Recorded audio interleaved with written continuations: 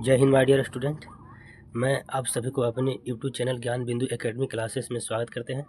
दोस्तों, आज हम आपके लिए लेकर आए हैं क्लास 9th का साइंस चैप्टर नंबर 10, जिसका नाम है गुरुत्वाकर्षण। इससे पहले चैप्टर नंबर 9 हमने अध्ययन कर लिया है। तो आप लोग से निवेदन है कि चैप्टर को बड़े ढंग से अच्छे से देखिएगा और इसे नोट कर लीजिएगा। तो चलिए बगैर समय गवाए इस चैप्टर को स्टार्ट करते हैं। तो पॉइंट नंबर इसमें सबसे पहले समझेंगे कि गुरुत्वाकर्षण आखिर होता क्या है। गुरुत्वाकर्षण देखिए, गुरुत्वाकर्षण वह बल है ब्रह्मांड का सबसे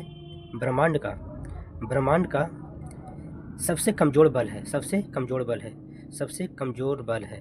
गुरुत्वाकर्षण ब्रह्मांड का सबसे कमजोर और छिन्न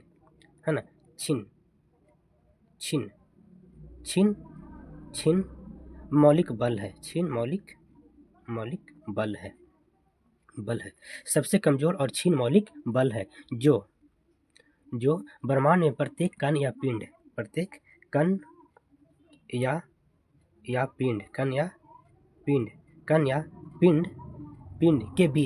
पिंड के बीच उसके द्रव्यमान के कारण लगती है। कण या पिंड के बीच उसके द्रव्यमान के कारण लगती है। फिर इसको समझिए, गुरुत्वाकर्षण क्या है। गुरुत्वाकर्षण ब्रह्मांड का सबसे कमजोर और क्षणिक मौलिक बल है जो वस्तु के कण या पिंड, कोई भी कण हो या पिंड हो, तो कण या पिंड के द्रव्यमान के कारण लगती है। कोई भी वस्तु होगा तो उसका क्या होगा, मास होगा, यानी कि द्रव्यमान होगा, और उसी द्रव्यमान के वजह से गुरुत्वाकर्षण बल काम करता है। जैसे मान लीजिए कि आप कोई गेंदा को खेल रहे हैं, फुटबॉल उटबॉल खेलते हैं, क्रिकेट वगैरह खेलते हैं, अब मारते हैं, जोर लगा के दम लगा के मारते हैं, फिर कहाँ आता है, पृथ्वी पर आता है, क्योंकि वो जो गेंदा है उसमें कुछ क्या है, द्रव्यमान है, मास है, और उसी मास की वजह से, और पृथ्वी का खुद क्या है, अपना गुरुत्वाकर्षण बल है, जिसकी वजह से अपनी ओर खींचता है। तो एक गेंदा हो गया, दूसरा पृथ्वी, इन दोनों के बीच जब बल लगता है तो कोई भी वस्तु अपनी ओर क्या करता है, अपनी ओर आकर्षण करता है, जिस प्रकार से गेंदा पृथ्वी पर गिर जाती है ना। तो ब्रह्मांड का सबसे कमजोर बल है, क्षणिक मौलिक बल है, जो कण या पिंड के द्रव्यमानों के कारण लगती है। उम्मीद है गुरुत्वाकर्षण इस समझ में आ गया होगा। अब इसके बाद हम आगे अध्ययन करेंगे पॉइंट नंबर 2 में जो अध्ययन करेंगे वो गुरुत्वाकर्षण का सार्वत्रिक नियम के बारे में जानेंगे। गुरुत्वाकर्षण के सार्वत्रिक नियम, गुरुत्वाकर्षण के सार्वत्रिक नियम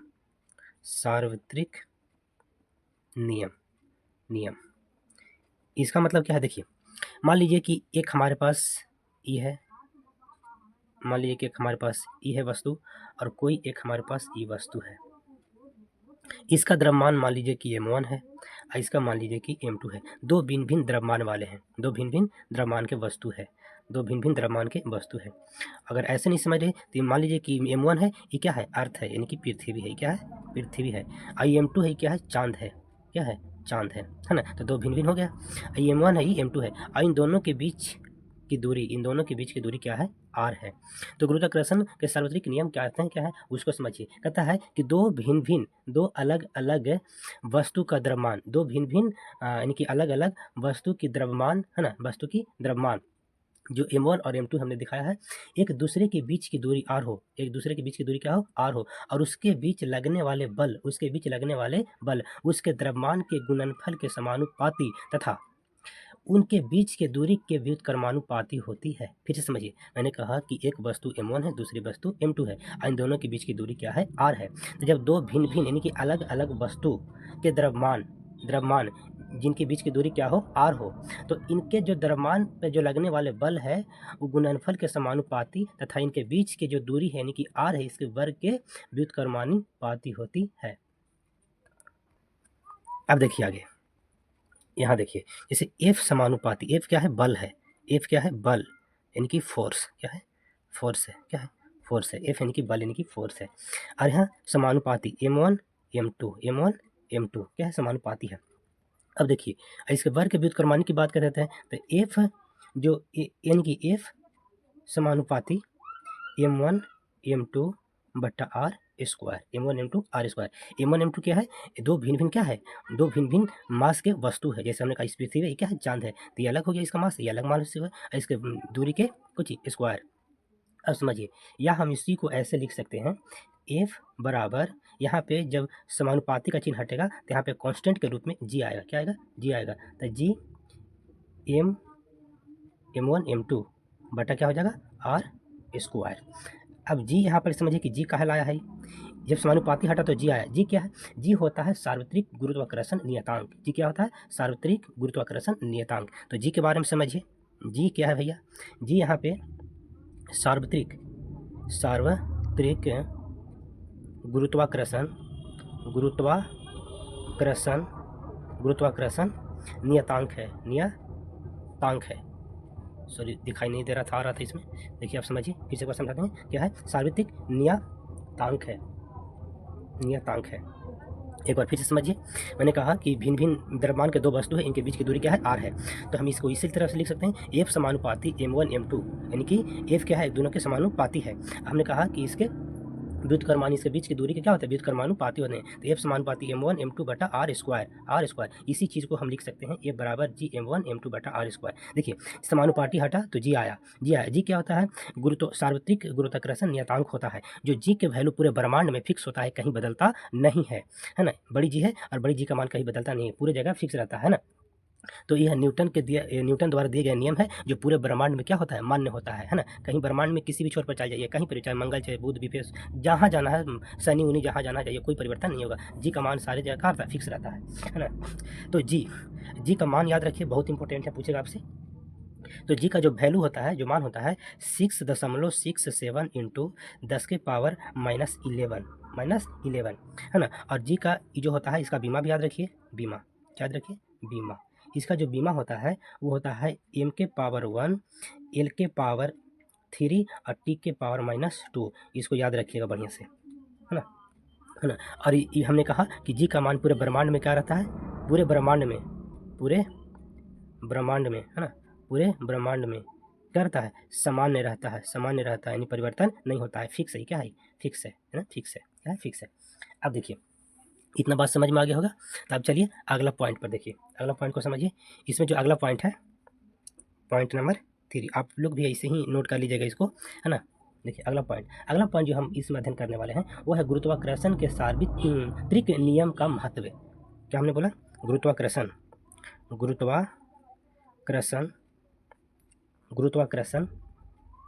के सार्वत्रिक नियम का महत्व। देखिए इसको समझिए, देखिए गुरुत्वाकर्षण के ऐसे बहुत सारे नियम हैं, उस नियम के आधार पर समझिएगा, है ना, क्या इसके महत्व है उसके बारे में समझिए। तो देखिए इसका जो नियम है, बहुत सारे ऐसे नियम हैं, लेकिन उसमें से कुछ महत्वपूर्ण बिंदु हम आपको बताते हैं। निम्न क्या है, निम्न है। इस निम्न में से कुछ हम आपको बताते हैं। जैसे पॉइंट नंबर, आप जानते हैं कि हम सभी लोग पृथ्वी के बल से, यानी कि पृथ्वी की जो गुरुत्वाकर्षण बल है उस बल से हम लोग बंधे हुए। अगर हम लोग बंधे ना हुए होते हैं तो पृथ्वी के छोटे कभी एलियन बन गए होते, है ना, कौन ग्रह पर गए होते कुछ पता भी नहीं चलता। तो गुरुत्वाकर्षण ही एक ऐसा बल है जो हम लोग को पृथ्वी का करती है, अपनी ओर खींच के रखती है। इसलिए कोई भी वस्तु, चाहे एरोप्लेन उड़ रहा हो, चाहे कोई गाड़ियाँ चल रहा हो, अचानक कोई कूद रहा हो या फिर उछल रहा हो, तो पृथ्वी अपनी ओर क्या करता है, उसको खींच लेता है ना। तो है ना, पृथ्वी का एक ऐसा बल जो अपनी ओर क्या करता है, बांधे रखता है ना। तो इस बल के माध्यम से पृथ्वी से बंधे हुए, है ना, तो हम इसको लिख सकते हैं कि पृथ्वी से बंधे रहने वाला बल, एक पॉइंट लिख सकते हैं। दूसरा पॉइंट हम क्या समझ सकते हैं, जैसे समझिए पृथ्वी जो है, पृथ्वी के चारों ओर क्या कर रहा है, मून परिक्रमा कर रहा है, घूम रहा है। किस बल के कारण भैया, इसी बल के कारण, है ना। तो पृथ्वी के चारों ओर चंद्रमा का घूर्णन, है ना। पृथ्वी के चारों ओर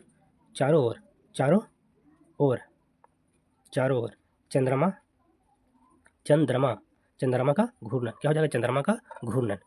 उसी के अनुसार और हम पॉइंट को देख सकते हैं। जैसे तीसरा पॉइंट और समझाते हैं। जैसे सूर्य, देखिए सूर्य के भी चारों ओर कौन कर रहा है, अन्य जितने भी ग्रह हैं, बुध बृहस्पति शुक्र शनि अरुण वरुण, ये सब क्या कर रहे हैं, घूर्णन कर रहे हैं, घूर्णन कर रहे हैं ना। तो सूर्य के चारों ओर ग्रहों की गति, ग्रहों का घूर्णन, है ना। तो सूर्य के चारों ओर ग्रहों की गति लिख सकते हैं। सूर्य के चारों ओर ग्रहों की गति, ये भी सूर्य के चारों जितने भी 8 ग्रह हैं क्या है, घूर रहे हैं। अगला पॉइंट हम समझ सकते हैं कि जो पृथ्वी पर जो ज्वार भाटा आ रहा है, पृथ्वी पर जो ज्वार, समुद्र में जो पृथ्वी पर जो स्थित जल है, यानी कि समुद्र है, उसमें ज्वार भाटा किसके कारण आ रहा है, तो चंद्रमा और सूर्य के कारण ही आ रहे हैं। चंद्रमा और सूर्य के कारण, सूर्य के कारण, कारण क्या रहे भैया, पृथ्वी पर ज्वार भाटा आ रहे हैं, ज्वार और भट्टा आ रहा है, क्या रहा है, ज्वार भट्टा आ रहा है, किसके कारण, पृथ्वी के सूर्य चंद्रमा के कारण। देखिए ये बात समझ में आ गया होगा, ये क्या है, गुरुत्वाकर्षण के सार्वत्रिक नियम के महत्व है ना, इस गुरुत्वाकर्षण नियम के कारण ही ये सब घटना घट रही है ना, तो इसका महत्व हो गया। अगला पॉइंट अगर हम देखें तो इसमें अगला पॉइंट हम देखने वाले महत्वपूर्ण पॉइंट है सब, है ना। देखिए चलिए, तो पॉइंट नंबर है ना ये 4 होगा, इससे पहले पॉइंट नंबर 3 था, पॉइंट नंबर 4। पॉइंट नंबर 4 में क्या पढ़ेंगे, जो ये नियम दिया, देखिए एक बड़ी जी था एक छोटी जी है, तो बड़ी जी के बारे में तो हमने देख लिया, अब छोटी जी के बारे में देखते हैं, है ना। तो गुरुत्वीय त्वरण जी का मान का परिकलन, देखिए तो यहाँ लिखेंगे हम गुरुत्वीय त्वरण, गुरुत्वीय त्वरण जी के मान का परिकलन। देखिए दोस्तों, ये छोटी जी है, ये थोड़ा सा छुछुंदर है, क्या है, थोड़ा सा छुछुंदर है, इससे थोड़ा मान बदलते रहता है ना। इसका जो गुरुत्वीय त्वरण है, गुरुत्वीय त्वरण, देखिए गुरुत्वीय आता होगा, गुरुत्वीय त्वरण यानी जी के जो मान है, जी का मान क्या करता है, बदलते रहता है। जैसे पृथ्वी पर कुछ और है, यही उछल के चांद पर चल जाएगा कुछ और हो जाएगा, सूर्य पर चल जाएगा कुछ और हो जाएगा, है ना। तो अगर आप ब्रह्मांड में जगह जगह भिन्न जगहों पर जाते हैं तो ये छोटकी जी के मान बदलेगा, जबकि बड़की जी था सरल रहेगा, वो बदलेगा नहीं, ऐसा थोड़ा बदलते रहता है ना। तो छोटी जी का मान क्या होता है, बदलते रहता है। और इस छोटी जी का मान को परिकलन करने के लिए, ज्ञात करने के लिए हमको 3 चीज़ें चाहिए, कुछ चाहिए। पहला चाहिए हमको बड़ी जी का मान, जो हमने बताया सार्वत्रिक गुरुत्वाकर्षण नियतांक, तो बड़ी जी का मान चाहिए, बड़ी जी की वैल्यू चाहिए। तो बड़ी जी की वैल्यू हम अभी ऊपर जस्ट लिखें, है ना। देखिए 6.7 इंटू 10 के पावर -11, इसका पूरा मान लिख देते हैं, newton metre square kg square, इसका पूरा ही मान हुआ, पूरा इसका मान हुआ। और इसके और एक और चाहिए, अब चाहिए क्या, पृथ्वी का द्रव्यमान। तो पृथ्वी का द्रव्यमान क्या होता है, तो पृथ्वी का द्रव्यमान यानी कि m, ये क्या हो जाएगा, 6 इंटू, दिख रहा है 6 इंटू 6, दिख रहा है ना, 10 के पावर 24 केजी, ये क्या है, पृथ्वी का द्रव्यमान है। उसी प्रकार से हमें और क्या चाहिए, एक मान और चाहिए, है ना। पृथ्वी की द्रव्यमान हो गया, तो पृथ्वी की त्रिज्या भी चाहिए, क्या चाहिए, पृथ्वी की त्रिज्या चाहिए। पृथ्वी की त्रिज्या क्या होती है, तो पृथ्वी की त्रिज्या हो जाएगी हमारे पास, यानी कि पृथ्वी की त्रिज्या r बराबर 6.4 इंटू 10 के पावर 6 मीटर, क्या है, पृथ्वी की त्रिज्या है। तो छोटी जी के वैल्यू परिकलन करने के लिए ये 3 मान को हम क्या करेंगे, यूज करेंगे, तब उसका मान निकलेगा। अब देखिए, अब यहाँ पे क्या हो जाएगा, यहाँ पे जो होता है जी बराबर, यानी कि जी बराबर, छोटकी जी बराबर जी एम बटा आर स्क्वायर। अब देखिए, अब जी क्या है, एम क्या है, आर क्या है, तीनों बता दिए ऊपर, अब यहाँ भी लिखते हैं। देखिए अब इसका जो वैल्यू है वो पुट कर दीजिए, तो जी यानी कि सार्वत्रिक गुरुत्वाकर्षण का जो नियतांक का मान है वो क्या है, 6.7 इंटू 10 के पावर -11 इंटू, है ना, एम मास का मान क्या है, 6 इंटू 10 के पावर कितना 24 और बट्टा आर का वैल्यू कितना है, 6.4 इंटू 10 के पावर 6, ये क्या वैल्यू है, के स्क्वायर। अब देखिए, जब एकरा से एकरा में भाग लगाइएगा तो कट के लगभग आएगा 9.8 मीटर पर सेकेंड स्क्वायर। यही शॉर्टकट में हम लोग लिख देते हैं छोटकी भौजी का मान, यानी कि छोटकी जी का मान कितना होता है, 9.8 मीटर पर सेकेंड स्क्वायर, छोटी जी की वैल्यू है, क्या है, छोटी जी की वैल्यू है। फिर से देखिए, लगता है दिख नहीं रहा था, है ना। तो जी बराबर जी एम बटा आर स्क्वायर होता है, बड़की जी की वैल्यू यहाँ लिखें, और बाद एम की वैल्यू यहाँ लिखें, बटा आर का वैल्यू लिखें, और एक स्क्वायर, जब एक से भाग दीजिएगा तो लगभग बी मान आएगा, और यही छोटी जी की वैल्यू होती है ना। इसलिए फिक्स नहीं है, ऊपर जाइएगा नीचे जाइएगा कहीं और जाइएगा तो इसका मान क्या होगा, परिवर्तन होते रहता। देखिए अतः हम कह सकते हैं, अतः पृथ्वी का गुरुत्वीय त्वरण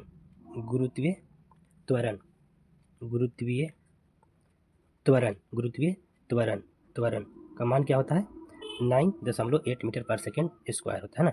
ये क्या होता है, पृथ्वी गुरुत्वीय त्वरण। तो उम्मीद करते हैं यहाँ तक बातें क्लियर हो गया होगा। अब देखिए, अब एक और बिंदु इसमें पढ़ेंगे, 2 बिंदु और हैं। देखिए अब इसमें अगला पॉइंट अगर हम पढ़ें, पॉइंट नंबर 5 तो है द्रव्यमान। देखिए द्रव्यमान, द्रव्यमान। देखिए ऐसे इसका चर्चा हम पिछले क्लास में किए हैं। द्रव्यमान क्या होता है, देखिए कोई वस्तु जितना किसी वस्तु का जो मास है जितना अधिक रहेगा, अगर कोई वस्तु है किसी वस्तु का जो क्या बोलते हैं अगर जितना अधिक है कोई वस्तु का द्रव्यमान, उसका जड़त्व भी उतना अधिक रहेगा, है ना। वस्तु यानी कि जो जड़त्व होता है वो द्रव्यमान पर निर्भर करता है, और जो द्रव्यमान होता है वो ब्रह्मांड में फिक्स होता है, परिवर्तन नहीं होता है। जबकि वही भार चेंज होता है लेकिन द्रव्यमान फिक्स रहता है ना। तो किसी वस्तु का जितना अधिक द्रव्यमान रहेगा उसमें जड़त्व उतना अधिक रहेगा। आप एक तुलना कीजिए कार से, यानी साइकिल की तुलना कीजिए कार से, वही कार की तुलना कीजिए ट्रक से, और वही ट्रक की तुलना कीजिए एक रेलवे से। तो कौन ज़्यादा, किसका द्रव्यमान ज़्यादा है, तो रेलवे का द्रव्यमान ज़्यादा होगा, इसलिए उसका जड़त्व भी अधिक होता है। अगर उससे कम करे ट्रक का, तो ट्रक का जड़त्व ज़्यादा होगा, किससे, बोलेरो वगैरह से ज़्यादा होगा। उसी के अनुसार से क्या होगा, यानी कि मोटरसाइकिल से जड़त्व किसका ज़्यादा होगा, बोलेरो का ज़्यादा होगा। तो द्रव्यमान जितना अधिक होगा, द्रव्यमान जितना अधिक होगा उस वस्तु का जड़त्व उतना अधिक होगा। और जो द्रव्यमान होता है वो पूरे ब्रह्मांड में परिवर्तन नहीं होता, फिक्स होता है। चाहे कोई वस्तु पृथ्वी से चांद पर ही क्यों न चल जाए, या कोई वस्तु चांद से पृथ्वी पर क्यों न आ जाए, द्रव्यमान उसका फिक्स रहता है। तो द्रव्यमान फिक्स रहता है, नो चेंज। द्रव्यमान क्या होता है, फिक्स होता है। और वस्तु का द्रव्यमान, है ना, वस्तु का, किसी वस्तु का द्रव्यमान जितना अधिक रहेगा, द्रव्यमान क्या, द्रव्यमान जितना अधिक रहेगा, जड़त्व भी उतना क्या रहेगा, अधिक रहेगा। वस्तु का द्रव्यमान जितना कम रहेगा, जड़त्व उतना ही कम रहेगा। यानी कि जड़त्व है वो, वस्तु का जो जड़त्व है वह द्रव्यमान पर निर्भर करता है ना। तो ये बिंदु भी क्लियर हो गया होगा। अब देखिए इसमें अगला पॉइंट जो है, अगला पॉइंट है वो, अगला पॉइंट है पॉइंट नंबर 6। ये क्या है, भार। देखिए भार चेंज होगा। अगर कोई वस्तु पृथ्वी पर, वस्तु मान लीजिए, भार के बारे में समझिए। अगर कोई वस्तु पृथ्वी पर, कोई व्यक्ति है जो 60 kg का है, कोई व्यक्ति है जो 60 kg है, उछल के पहला भाग जाता है चांद पर। कहाँ भाग जाता है, चांद पे। तो यहाँ 60 kg है और वहाँ जाएगा तो 1/6 हो जाएगा। कहने का मतलब कि भार परिवर्तन होता है। भार क्या होता है, परिवर्तन होता है ना। यहाँ से वहाँ जाने पर क्या हो जाएगा, इसके चेंज हो जाएगा। यानी कि पृथ्वी, तो आपसे क्वेश्चन पूछेगा, है ना, कोई व्यक्ति पृथ्वी पर उसका वजन इतना है 6 गुना है, तो चांद पर जाने पर उसका क्या हो जाएगा, 60, यानी कि 1/6 हो जाएगा, 1/6 हो जाएगा। या पूछेगा कि 1 kg का वस्तु चांद पर जाने पर कितना kg होता है, तो 1/6। तो इस प्रकार से आपसे क्वेश्चन पूछेगा। अब देखिए भार जो होता है वस्तु के द्रव्यमान और गुरुत्व, है ना, भार जो होता है इसके बारे में थोड़ा, वस्तु का द्रव्यमान समझिए इसको बढ़िया से। वस्तु का द्रव्यमान, वस्तु का द्रव्यमान एम और गुरुत्वीय बल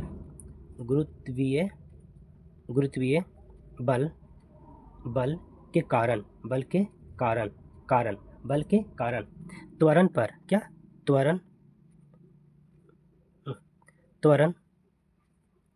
पर निर्भर करता है। यानी कि त्वरण क्या है तो जी, त्वरण क्या है तो क्या, जी, यानी कि कारण, जी यानी कि त्वरण पर निर्भर करता है ना। अब जरा सोचिए कि जो वस्तु जी पर निर्भर करेगा तो जी का मान तो ही बदले कि अगर छन बदलत मियाज रजहू होता है, तो क्या करेगा, अगर मान लिया यहाँ से फेंक आगे कर तो ऊपर जाएगा तो मान बढ़ेगा घटेगा, नीचे आएगा तो मान बढ़ेगा घटेगा। अब ऊपर या नीचे जाएगा तो मान घटेगा, या कहूँ जाएगा तो मान परिवर्तन होगा। अब कहता है कि भार जो होता है वस्तु का द्रव्यमान एम और गुरुत्वीय बल के कारण यह जी पर निर्भर करता है, यानी कि त्वरण पर निर्भर करता है। और जब त्वरण पर निर्भर करेगा तो एक मियाज छन बदलेगा, और जब एक मियाज छन बदलेगा तो भार भी छन बदलेगा। इसीलिए कोई वस्तु पृथ्वी पर होता है और अगर वो चांद पर जाता है तो उसके भार में परिवर्तन आता है। अगर मान लीजिए कोई वस्तु, अगर मान लीजिए आप यहाँ से सोना 1 kg लेकर चांद पर गए, वहाँ से सोना 1/6 ठहरेगा, है ना, तो क्या होता है परिवर्तन। और मान लीजिए कि वहाँ से आप 10 ग्राम सोना लेकर आए, आप पृथ्वी पर आ गए, तो वही कितना हो जाएगा, इससे गुना कर लीजिए, तो क्या हो जाएगा, यहाँ भार ज़्यादा हो जाएगा, वहाँ भार जबकि कम होता है ना। चलिए तो अब इसमें देखिए, अब जो यहाँ पे थोड़ा सा और इसको डिफाइन कर देते हैं तो अच्छा हो जाएगा। देखिए अभी हमने देखा, अभी क्या देखा, अभी हमने देखा कि F बराबर A में, ए बराबर क्या देखा, ए में देखा। अब देखिए एफ हम क्या बताए, अभी बल बताएं, एफ क्या बताएं, बल बताएं, एम क्या बताएं, मास बताएं, यानी कि द्रव्यमान बताएं, क्या बताएं, द्रव्यमान। ये क्या है, त्वरण, ये क्या है, त्वरण है। देखिए ये क्या है, त्वरण। तो हम इसको ऐसे भी लिख सकते हैं, या ऐसे भी लिख सकते हैं, एफ बराबर एम इंटू, यहाँ पे ए के स्थान पर हम क्या डाल देंगे, जी डाल देंगे, क्योंकि ये क्या है, ये है, और ये क्या है, त्वरण। और त्वरण क्या है, किससे डिनोट की, जी से त्वरण की, तो ये बराबर क्या हो गया, एम जी, है ना। इसी को हम लिख सकते हैं आगे बढ़ा के, अगर लिखना चाहे तो हम लिख सकते हैं डब्लू बराबर एम जी। अब समझिए ये नया डब्लू घुस गया एकरा में। देखिए ये डब्लू क्यों आया है, पर इसे समझिए। देखिए जो वस्तु का द्रव्यमान जो एम है और गुरुत्वीय बल जो लग रहा है, और गुरुत्वीय बल के कारण ही त्वरण पर निर्भर कर रहा है। अब जो गुरुत्वीय बल अगर कोई खींचेगा, तो ये बल क्या है, द्रव्यमान भार जो एक प्रकार का बल है, और क्या जो गुरुत्वाकर्षण बल उसको क्या कर रहा है, खींच रहा है। जो गुरुत्वाकर्षण बल खींचता है, तो जब कोई वस्तु पर पृथ्वी का आकर्षण बल, जब कोई वस्तु पर, जो वस्तु मान ली कोई वस्तु है, मान ली एक वस्तु है, क्या है, वस्तु है, जब इस वस्तु पर जब पृथ्वी का गुरुत्वाकर्षण बल काम करेगा, तो यही बल क्या है, भार है, और यही भार की वजह से वेट आया, यानी कि W यानी कि वेट आया। तो हम W बराबर mg लिख सकते हैं, क्या लिख सकते हैं, mg लिख सकते हैं, है ना। तो इसलिए यहाँ पे क्या W क्यों आया समझा दिए, है ना। चलिए, तो आज यहीं तक रखते हैं। उम्मीद करते हैं आपको बहुत बढ़िया से क्लास समझ में आया हो, और यहाँ तक में किसी प्रकार की दिक्कत हो तो आप कमेंट कीजिएगा, हम उसको फिर से क्लियर करेंगे, है ना। क्लास लंबा नहीं बना रहे हैं क्योंकि आप लोग नहीं देखते हैं, है ना। तो पूरा नहीं देखिएगा तो मेहनत करने से फ़ायदा नहीं, इसलिए 2 पार्ट में बनाएंगे इसको, और इसके अगले पार्ट में अगर 3 चैप्टर हो जाएगा खत्म। हम चाहे तो इसको अभी खत्म कर सकते हैं, लेकिन नहीं करेंगे, है ना। इसको अगला नेक्स्ट पार्ट हम आगे देंगे। तो चलिए, क्लास में बने रहने के लिए आपको दिल से धन्यवाद, थैंक यू। फिर मिलते हैं इस क्लास के अगले एपिसोड में। चलिए, बाय बाय, अपना ध्यान रखिए।